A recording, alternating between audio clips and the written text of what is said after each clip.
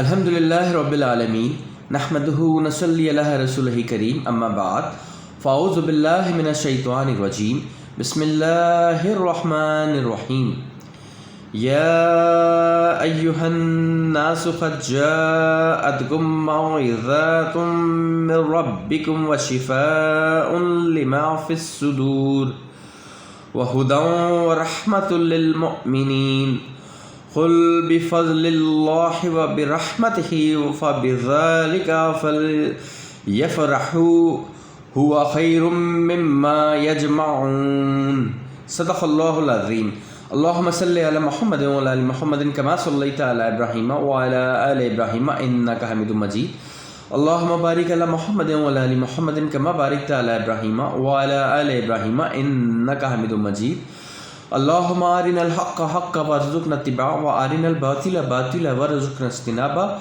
ربی یسر ولا تعسر وتمم بالخیر رب اشرح لی صدری ویسر لی امری واحلل عقدۃ من لسانی یفقہوا قولی واجعل لی وزیرا من اہلی آمین یا رب العالمین۔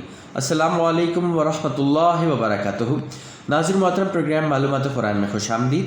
الحمدللہ ہم سورۃ النساء کا مطالعہ کر رہے ہیں اور سورۃ النساء کے ہم رکوع نمبر 20 تک کے خلاصے کا مطالعہ کر چکے ہیں۔ آج انشاءاللہ تعالی ہم سورۃ النساء کے 21ویں رکوع کے خلاصے سے آغاز کریں گے اور ساتھ ہی ساتھ چھٹے پارے کا بھی آغاز ہوگا۔ ذکر ہوا رکوع نمبر 21 میں کافروں کو دوست بنانے والے منافق ہیں۔ 21ویں رکوع میں اہل ایمان کو منع کیا گیا کہ وہ مسلمانوں کے مقابلے میں کافروں کو دوست نہ بنائیں۔ ایسا کرنے والے منافق ہیں اور منافقین جہنم کے سب سے نچلے گڑھے میں ہوں گے۔ ہاں، جو توبہ کر لیں، اپنے رویے کی اصلاح کر لیں، اللہ سے چمٹ جائیں اور اپنی اطاعت خالص اللہ کے لیے کر لیں تو انہیں معاف کر دیا جائے گا۔ اس رکوع میں یہ بھی بتایا گیا کہ جو لوگ کچھ رسولوں کو مانتے ہیں اور کچھ کو نہیں مانتے وہ پکے کافر ہیں اور ان کے لیے ذلت والا عذاب ہے۔ رکوع نمبر 22 میں ذکر ہوا ہے حضرت عیسیٰ علیہ السلام کو اوپر اٹھا لیا گیا۔ 22ویں رکوع میں یہود کے چند جرائم بیان کرنے کے بعد ان کے اس قول کی نفی کی گئی کہ ہم نے حضرت عیسیٰ علیہ السلام کو قتل کر دیا ہے، معاذ اللہ۔ اللہ نے فرمایا نہ انہوں نے قتل کیا حضرت عیسیٰ علیہ السلام کو اور نہ ہی سلیب دی، بلکہ مشتبہ ہو گیا ان کے لیے معاملہ، اور یقیناً جنہوں نے اختلاف کیا ان کے بارے میں وہ شک و شبہ میں ہے۔ ان کے پاس اس حوالے سے کوئی علم نہیں سوائے گمان کی پیروی کرنے کے، اور انہوں نے یقیناً عیسیٰ علیہ السلام کو قتل نہیں کیا بلکہ اللہ نے ان کو اٹھا لیا اپنی طرف، اور اللہ زبردست ہے، حکمت والا ہے۔ رکوع نمبر 23 میں ذکر ہوا 23ویں رکوع میں رسالت کے حوالے سے اہم بات بیان کی گئی ہے۔ رسول تھے بشارت دینے والے اور خبردار کرنے والے تاکہ نہ رہے لوگوں کے پاس اللہ کے مقابلے میں کوئی حجت رسولوں کے آنے کے بعد، اور اللہ زبردست ہے، حکمت والا ہے۔ رسالت کے بعد اب لوگ اللہ کے سامنے اپنی بے عملی کا کوئی جواز نہیں پیش کر سکتے۔ اس رکوع میں تمام انسانوں کو دعوت بھی دی گئی کہ وہ اللہ کے آخری رسول اللہ صلی اللہ علیہ وسلم پر ایمان لے آئیں، اسی میں ان کی خیر ہے۔ اہل کتاب سے کہا گیا کہ دین میں ناحق غلو نہ کریں اور حضرت عیسیٰ علیہ السلام کو خدائی میں شریک نہ کریں، وہ اللہ کے بندے اور رسول ہیں۔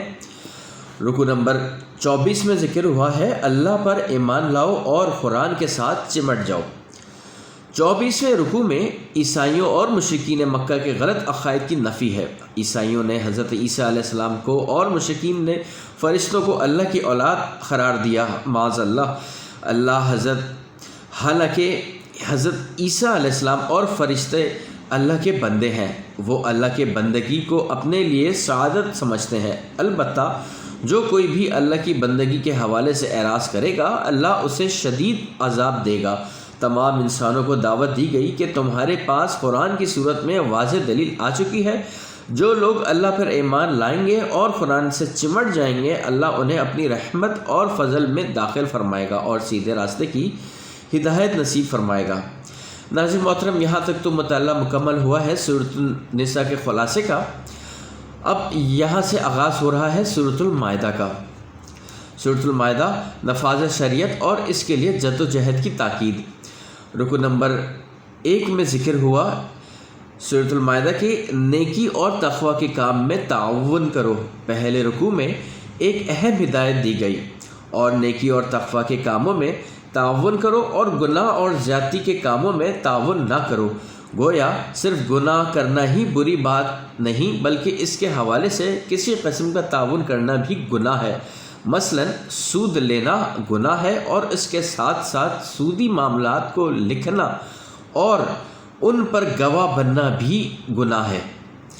رکوع نمبر 2، عدل کرو وہی تقوی کے زیادہ قریب ہے۔ دوسرے رکوع میں حکم دیا گیا کہ عدل کے علمدار بن کر کھڑے رہو، اور کسی قوم کی دشمنی تمہیں اس پر آمادہ نہ کرے کہ تم عدل نہ کرو۔ عدل کرو، یہی تقوی کی زیادہ قریب ہے۔ رکوع نمبر 3 میں ذکر ہوا ہے عہد شکنی کی سزا، اللہ کی طرف سے لعنت۔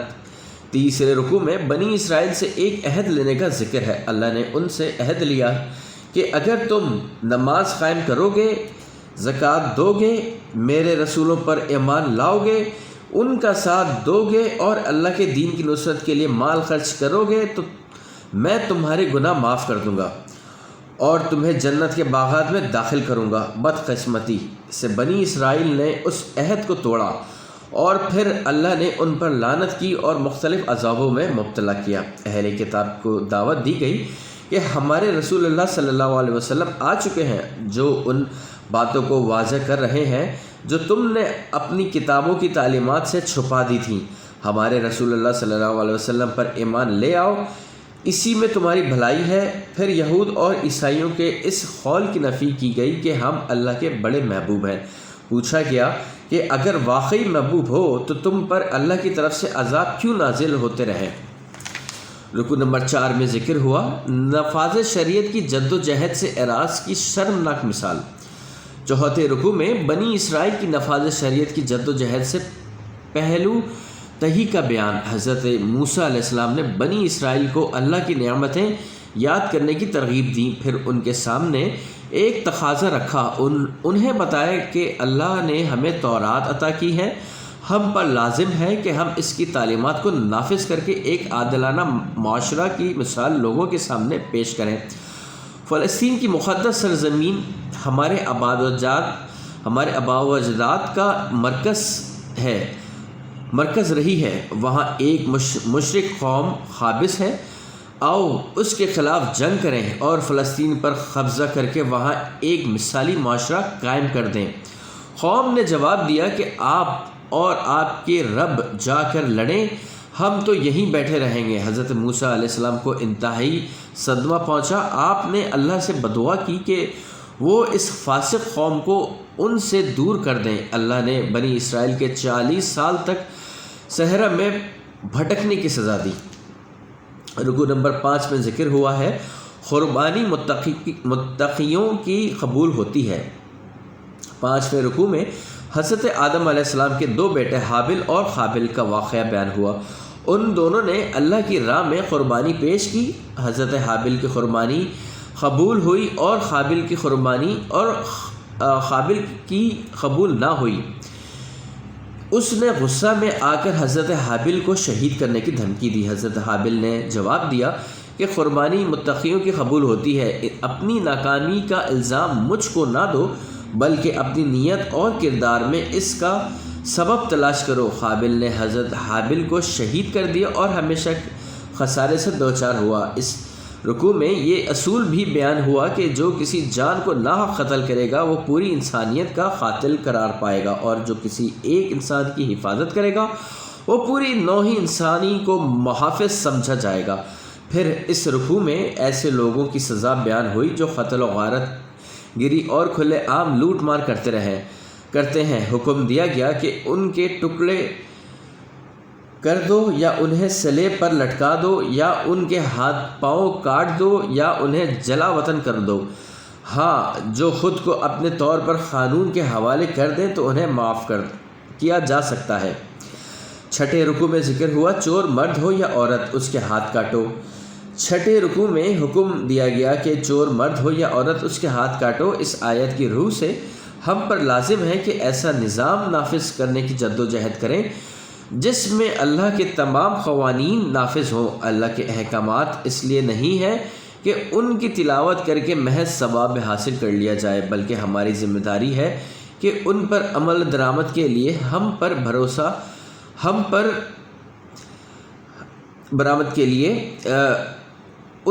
عمل درآمد کے لیے ہم بھرپور جد و جہد کریں۔ رکوع نمبر 7 میں ذکر ہوا شریعت کے مطابق فیصلہ نہ کرنے والے ہی کافر ہیں، ظالم ہیں اور فاسق ہیں۔ 7ویں رکوع میں نفاذ شریعت کی تاکید پر پورے قرآن مجید کا کلائمیکس ہے۔ بڑے جلالی اسلوب میں حکم دیا گیا کہ خواہشات نفس کی نہیں، شریعت کی پیروی کرو ورنہ کان کھول کر سن لو۔ وَمَن لَّمْ يَحْكُم بِمَا أَنزَلَ اللَّهُ فَأُولَٰئِكَ هُمُ الْكَافِرُونَ، اور جو لوگ بھی اللہ کے نازل کردہ کلام کے مطابق فیصلے نہیں کرتے تو ایسے ہی لوگ عملی اعتبار سے کافر ہیں۔ وَمَن لَّمْ يَحْكُم بِمَا أَنزَلَ اللَّهُ فَأُولَٰئِكَ هُمُ الظَّالِمُونَ، اور جو لوگ اللہ کے نازل کردہ کلام کے مطابق فیصلے نہیں کرتے تو ایسے ہی لوگ ظالم ہیں۔ وَمَن لَّمْ يَحْكُم بِمَا أَنزَلَ اللَّهُ فَأُولَٰئِكَ هُمُ الْفَاسِقُونَ، اور جو لوگ اللہ کے نازل کردہ کلام کے مطابق فیصلہ نہیں کرتے تو ایسے ہی لوگ فاسق ہیں۔ آج ہم پر قرآن حکیم کی ان تینوں وعید کا اطلاق ہو رہا ہے۔ اللہ ہمیں حساس ضیاء عطا فرمائے اور احکامات الہی کے نفاذ کے لیے تن من دھن سے جد و جہد کرنے کی توفیق عطا فرمائے، آمین۔ ناظرین محترم، یہاں تک تو خلاصہ مکمل ہوا ہے سورۃ المائدہ کی رکوع نمبر 7 کا۔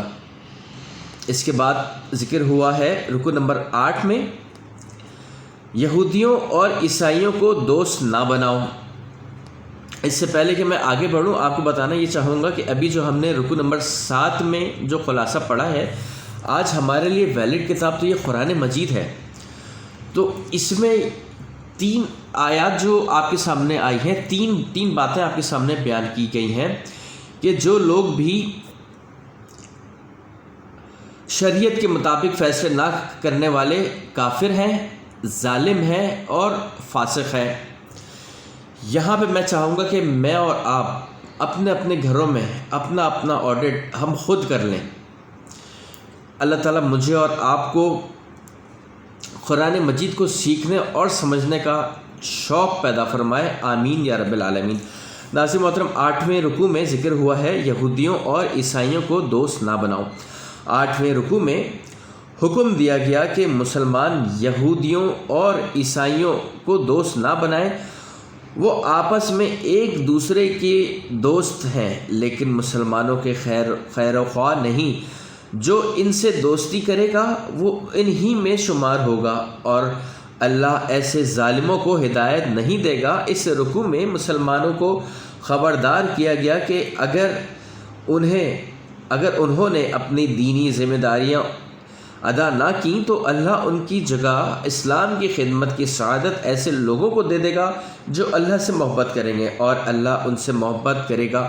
وہ دین کی خدمت کرنے والوں کے حق میں ایثار اور دین کے دشمنوں سے سختی کرنے والے ہوں گے، اللہ کی راہ میں جہاد کریں گے اور کسی ملامت کرنے والے کی ملامت کی پرواہ نہیں کریں گے۔ ماضی میں اللہ نے عربوں کو محروم کر کے دین کی خدمت کا اعزاز تاتریوں کو دے دیا تھا۔ ناظرین محترم، یہاں پہ رکوع نمبر 8 میں ہم نے خلاصہ کا جو تھا سورۃ المائدہ کا، یہاں پہ ہم مکمل کرتے ہیں، اور انشاءاللہ تعالی آگے جو کل جو نشست ہوگی یہاں پہ میں آپ کو بتاتا چلوں کہ اس کا جو موضوع ہوگا وہ کیا ہوگا۔ سورۃ المائدہ کا ہی ہم مطالعہ کریں گے، اور رکوع نمبر 9 میں ذکر آئے گا نفاذ شریعت کی برکات۔ پھر رکوع نمبر 10 میں ذکر آئے گا شرک کرنے والے پر جنت حرام ہے۔ پھر ذکر آئے گا رکوع نمبر 11 میں پیغمبروں نے کن لوگوں پر لعنت کی۔ پھر ذکر آئے گا رکوع نمبر 12 میں شیطان کے گندے ترین کام. پھر ذکر آئے گا رکوع نمبر 13 میں کثرت حق کا معیار نہیں. پھر ذکر ہوگا رکوع نمبر 14 میں بے مقصد سوالات مت کرو. پھر رکوع نمبر 15 میں ذکر ہوگا حضرت عیسیٰ علیہ السلام کے حواریوں کا عجیب مطالبہ. پھر ذکر ہوگا رکوع نمبر 21 میں روز قیامت، اللہ کا سوال اور عیسیٰ علیہ السلام کا جواب. یہاں پہ سورۃ المائدہ جو ہے وہ مکمل ہوگی.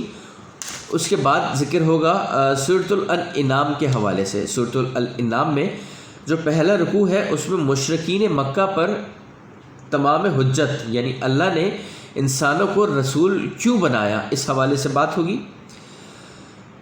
رکوع نمبر 2 میں ذکر آئے گا امت مسلمہ کے شرک سے حفاظت. پھر ذکر ہوگا رکوع نمبر 3 میں حق کو جھٹلانے کی سزا مل کر کریں گے. حق کو جھٹلانے کی سزا مل کر رہے گی. حق کو جھٹلانے کی سزا مل کر رہے گی. رکوع نمبر 4 میں ذکر ہوگا معجزہ دکھانے کا مطالبہ. پھر رکوع نمبر 5 میں ذکر ہوگا اللہ کی عطا کردہ ہدایت سے رخ پھیرنے والا اندھا ہے. پھر ذکر ہوگا رکوع نمبر 6 میں اللہ کن پر مہربان ہے. پھر ذکر ہوگا رکوع نمبر 7 میں باطل کے ساتھ سمجھوتا نہیں ہو سکتا.